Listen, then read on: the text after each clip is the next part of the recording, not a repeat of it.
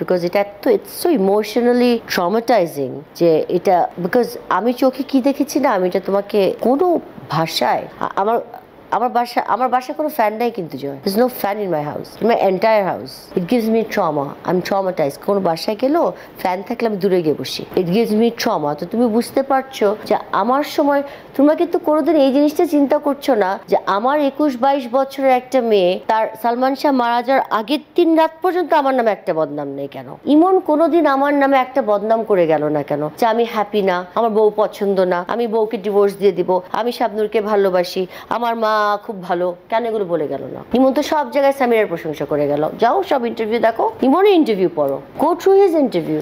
না, আমি নিতে পারি নাই, নিতে চাইও নাই ওই সময়, কিন্তু এখন আমি নিতে চাই। কিছু কিছু জিনিস ছিল যেগুলো আমাকে ও হেভা করেছিল, যেটা গিফটেড, যেটা আমি আইন ইসলামিকভাবে যেটা আমি পাই, যেহেতু আমার কোনো সন্তান ছিল না ওর সাথে, তো ওর সব কিছুর মধ্যে 100%-এর মধ্যে 75% কিন্তু বাবা, মা এবং ভাই পায়, আর 25% আমি পাই। সে 25% আমি দাবি করছি না, আমি চাই না। আমি চাইলে তখনই আমি এটা নিয়ে ফাইট করতে পারতাম। যেগুলো আমাকে হেভা করা ছিল সেগুলো সব যেন আমাকে বুঝিয়ে দেওয়া হয়, আমি সব ভক্তদেরকে দিয়ে দিব। ওর মা যে নিয়েছে না, ওনার সাথে কি কথা বলার পরিস্থিতি আমার তৈরি হয়েছে কখনো? কিভাবে হবে? উনি তো আমাকে খালি গালিই দেন, উনি কখন আমাকে ভালো কথা বলেন? আমি একটাও মামলাও করিনি। আপনি আমাকে একটা মামলা দেখান।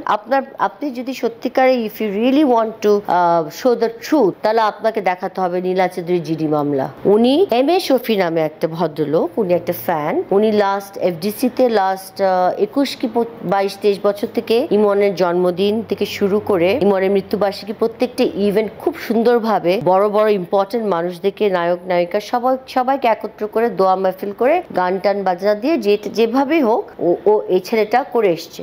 এই ছেলেটাকে এই লাস্ট 10 দিন আগে নীলা চৌধুরী জিডি করে দিয়েছে। আমি কেন জিডি করতে যাব? ছোটকু আহমেদ ভাই, হি ইজ আ লেজেন্ড। উনি 70 মৃত্যু নাই ছবি উনি আমাদেরকে উপহার দিয়েছেন। ওই ছবি দেখে কোটি কোটি মানুষ ইমনের জন্য কান্না করেছে। ইমন মারা যাওয়ার 1 সপ্তাহ পরের শুক্রবারে, ইমন শুক্রবারে এক জুম্মায় মারা গেল, পরের জুম্মায় ছবিটা রিলিজ হওয়াতে মানুষ পাগলের মতো করে দেখতে গেল এবং সবাই কান্না করলো। তো আসলেই শত্রুর মৃত্যু নেই, আসলেই কিন্তু শত্রুর মৃত্যু নেই জয়, জানেন? এই কথাটাই আসছি। দেখো এই ছবিতে ছোটকু ভাই এখন সোহান ভাইয়ের সাথে আমার সাথে 4.5 বছর আগে আমার এই বাসায় এসে আমার থেকে কিছু কিছু স্টোরি নিয়ে গেছে, বলেছে আমরা ইমনকে নিয়ে একটা ট্রিবিউট করব। আমার শুরু হয়েছে এই মুসলমান শাহকে তৈরি করেছি, আমি একটা শেষ বয়স, আমার ব্রেন স্ট্রোক হয়ে গেছে। সোহান ভাই আমাকে বলছে গল্প করে যে আমার ব্রেন স্ট্রোক হয়ে গেছে, ছোটকু ভাইকে নিয়ে এসেছি সামিরা, আমাদেরকে একটু তোমাদের, আমি তো জানি তোমাদের লাভ স্টোরিটা অনেক বেশি রোমান্টিক ছিল, ইমন অনেক পাগলামি করতো তোমার জন্য, ছোট ছোট গল্প যেগুলো ছিল ওগুলো তুমি আমাকে একটু ভেঙে বলো, আমাকে তুমি স্ক্রিপ্টটা তৈরি করে দাও। আমি তো স্ক্রিপ্ট রাইটার না, বাট আমি আপনাকে ঘটনাগুলো বলতে পারি, আপনি আমাকে you can keep me on record. তো ওনারা ওইভাবে আমাকে রেকর্ড করে নিয়ে গেছে। এটা 4.5 বছর আগের কথা। এখন সোহান ভাই নাই, আল্লাহ ওনাকে বেশ নসিব করুক, উনি মারা গেছেন। ছোটকু ভাই এটা মনে হয় 6 সেপ্টেম্বরে কোনো এক টিভি অনুষ্ঠানে বা ওনার ফেসবুকে কোনো এক জায়গায় ওনার ইচ্ছাটা প্রকাশ করেছে যে উনি ছবিটা করবেন। নীলা চৌধুরী তো ছোটকু ভাইকে ফোন করে যা ইচ্ছা তা বলেছেন। ছোটকু ভাই তো এখন করবেন না, উনি গতকালকে বড় করে নিউজ করে বলেছেন যে উনি এই ছবিটা আর করবেন না। সব কথায় তো বাধা উনি দিত। আমি ফ্যানের পক্ষে, আমি যদি কেস করতাম তাহলে আমার নামে একটা বাজে কথা আসে। এটার কোনো শেষ হচ্ছে না। কিন্তু তুমি যদি দেখে থাকো এই শাশুড়ি বউ শাশুড়ি করতে করতে মাঝখানে ভক্তরা কনফিউশনে ভুগ। কিন্তু তোমাদের একটা জিনিস খেয়াল করতে হবে যে নীলা চৌধুরীর প্রথম থেকে এখন পর্যন্ত কোনো বক্তব্যর মিল নাই। হ্যাঁ, উনি একবার বলছে আমি মারি, একবার বলছে আজিজ মোহাম্মদ ভাই মেরেছে, একবার বলছে ডন মেরেছে, একবার বলছে আমার মা মেরেছে, আমার মা, একবার বলছে আমার বাবা আসামি, একবার বলছে যে রুবি সুলতানা কি জানি বলছে। তারপর সে আবার বললো এখন লাস্ট তার যে ভিডিও যেটা থেকে আমি শুরু করলাম ইন্টারভিউ দেয়া, and I will not stop anymore, I will not allow Nila Chowdhury to talk. I'm sorry, ওনাকে আমি আর এক শাশুড়ি হিসাবে রেসপেক্ট দিতে পারছি না। এটা আমি ইন্টারভিউ দিই নাই because I was under interrogation. আপনি যখন ইন্টারোগেশনের আন্ডারে থাকেন, আপনি ডিবি 2 বার, সিআইডি 1 বার, জুডিশিয়াল 15 বছর, পিবিআই 5 বছর, আপনাকে এই 28টা বছর তো আমি এগুলোই করলাম। আমি লাস্ট 25 বছর তো এগুলোই করলাম পিবিআই রিপোর্ট আসা পর্যন্ত। তাহলে আমি কার সাথে কথা বলবো? কে আমার সাথে কথা বলবে?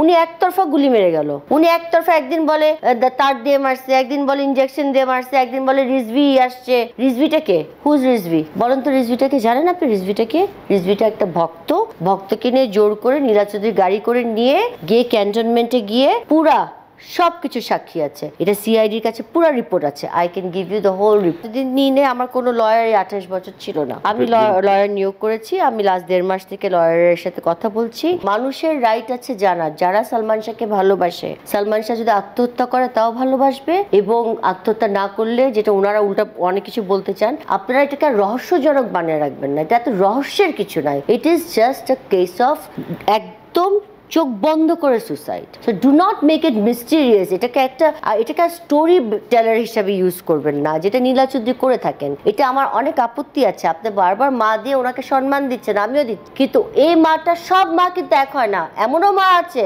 যে 2 বাচ্চাকে মেরে নিজেও মারা যায়। তো নীলা চৌধুরী কোন ধরনের মা সেটা আমি বলতে পারবো, আপনি বলতে পারবেন না। My favourite couple was Emon and Mousumi. দুজনের মধ্যে গ্ল্যামার ছিল, বোথ ওয়ার ভেরি গ্ল্যামারাস, দেখতে সুন্দর, এবং ওদেরকে একসাথে this look very sweet together. 4 তো 4টা ছবি সংখ্যা। এখানেও একটা নীলা চৌধুরী পার্ট আছে, উনিও গিয়ে ঝগড়া করে ফেললেন মৌসুমীর মার সাথে।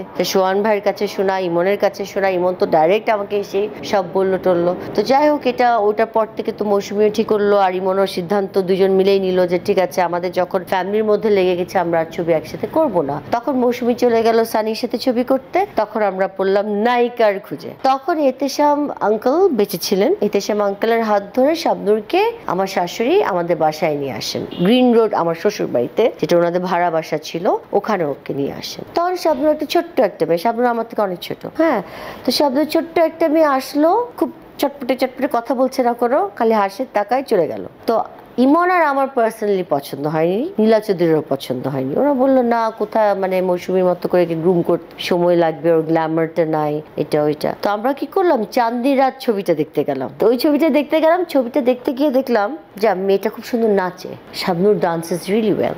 হ্যাঁ, তো ওর নাচ দেখে আমরা ভাবলাম যে ইমন তো কিছু প্লাস পয়েন্ট আছে, she can dance better than Mousumi, কিছু একটা মৌসুমী থেকে বেটার আছে। তো ডান্সটা যখন আছে, মেকআপ টেকআপ দিয়ে আমরা গেট আপ টেট আপ দিয়ে লেটস ট্রাই একটা ছবি করি, সেটা হচ্ছে তুমি আমারে গিয়ে। তখন আমরা খেয়াল করলাম যে শাবনূরের প্রচুর ট্যালেন্ট, অ্যাক্টিং ট্যালেন্ট। আমি ছিলাম পুরো বান্দরবনেই, আমি ছিলাম। এটাই তো সবচেয়ে মজার কথা, আমি কখনো ইমনকে ছাড়া ছিলাম না। তুমি আমার ছবিতে প্রথম আমার শাবনূরের সাথে খুব কাছের থেকে শাবনূরকে দেখা, এবং খুব ছোট একটা মেয়ে ছিল, ইনোসেন্ট ছিল, খুব ফুরফুরা একটা প্রজাপতির মতো। তাকে ঘিরে আমার কোনো দাম্পত্য কলহ নিজের থেকে শুরু হয়নি, তাকে ঘিরে আমার কোনো সমস্যা শুরু হয়নি বাসায়। আমি কখনো ইমনের কোনো কিছু নিয়ে আমি জেলাস ফিল করতাম না। ইমন আমাকে প্রচন্ড ভালোবেসেছিল, এবং he gave me that ground যে আমি তার লাইফের সবকিছু। এই জায়গাটাই ওর মায়ের সমস্যা ছিল এক। আর তো ওই গ্রাউন্ডে যখন আমি ওখান থেকে স্ট্রেন্থটা পেয়ে গেছিলাম, আমার নায়িকার সাথে কেন সমস্যা হবে? নায়িকার তো আমি তো জেনে শুনে আমি এমন এক ছেলেকে বিয়ে করেছি যে ছেলেটা নায়কের কাজ করছে, তার হয়তো ছবিটা রিলিজ হয়নি, কিন্তু একদিন তো কেয়ামত তাক রিলিজ হবে। আমি তো জানতাম সেটা, নাকি জানতাম না? তো যদি জেনে থাকি, তো সে নায়িকার পিছে নাচবে, গাছের পিছে ঘুরবে, নায়িকার পিছে দৌড়াবে, গান গাবে, অ্যাকশন হবে, ব্যথা পাবে, ইমোশনাল সিন হবে, রোমান্টিক সিন হবে, কাছে যাবে, এগুলো কি আমার জানা নেই? আজকালকার কি অ্যাক্টরদের ওয়াইফ নাই আর কেউ? আর আমরা কি শাহরুখ খান গড়ি দেখি না? তো সবকিছু, এটা কিন্তু ভুল কথা। এটা কিন্তু কোনোভাবে হিংসাটা নিজের থেকে আসে না, এটা কোনো হিংসা ছিল না, এটা কোনো প্রবলেমই ছিল না। এটা শুরু হয়েছে চিত্রালী পেপারে 12ই জুলাই লিখেছিল সালমান শাবনূর বিয়ে করে ফেলেছে। আপনাকে you have see the fact ছাড়া কথা বললে তো হবে যে সামিরা এটা হিংসা করে ফেললো। যখন বিয়ে করে ফেলেছিল, তখন আমি ইমনের সাথে অভিমান করে কোনো কথা না বলে আমি চিটং। আমার ইমনের ঝগড়ার ইয়েটা ছিল, বিয়ে পর্যন্ত কথা গড়াবার মতো কোনো কথা সহ্য করার মতো ছিল না। একটা ওয়াইফ কখনো, আমি যদি কেউ বলতে 100% চেনা এক জিনিস, আর 100% আমার হাজবেন্ডের রেপুটেশনটাকে ঠিক রাখা এক জিনিস। যখন আমি নিউজের কথা ইমনকে বলেছি, ইমন আমার সাথে, তখন আমার সাথে ইমনের একটু আর্গুমেন্ট তো অবশ্যই হয়েছে। তারপর ইমনকে আমি তাও ঝগড়া করিনি, আমি না ঝগড়া করে আমি চিটগাঁয়ে ওকে না বলেই চলে গেছিলাম। তারপর ইমন চিটগাঁয়ে এসে আমাকে বোঝানোর চেষ্টা করেছে। ইন দ্য মিন টাইম, আপনারা জানেন আমাদের এই সিনেমার জগতে, এই ফর এক্সাম্পল যদি ছোট্ট একটা এক্সাম্পল দিই, আমার উচিত হবে কিনা আমি জানি না, বুবলি অপু কথা তো শেষ হয় না, গল্প। হ্যাঁ, ওইভাবে তখনও এটা শেষ হয়নি। তখন হয়তো এত অনলাইন নিয়ে ছিল না, বাট কথা কিন্তু শুনতে হতো। তো একটা ওয়াইফ, আমি কিন্তু নায়িকা না, I am not an actress, আমার কিন্তু এটা ক্যারিয়ার না, আমার হাজবেন্ডের ক্যারিয়ার।